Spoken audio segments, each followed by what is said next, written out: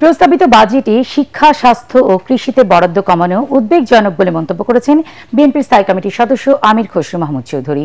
2025-26 budget নিয়ে বিএনপির আনুষ্ঠানিক প্রতিক্রিয়ায় তিনি একথা বলেন।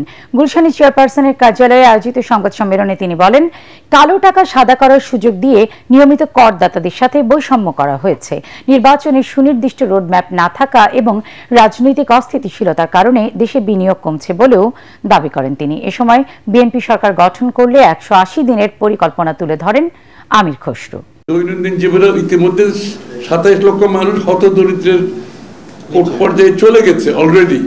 তার জীবনযাত্রার মান যাতে এফেক্ট, সেটা আপনার কর পলিসির মাধ্যমে হোক, সেটা সরকারি যে কোনো নীতি, সোশ্যাল সেফটি নেটের কথা বলেন, প্রথম লক্ষ্য হওয়া উচিত।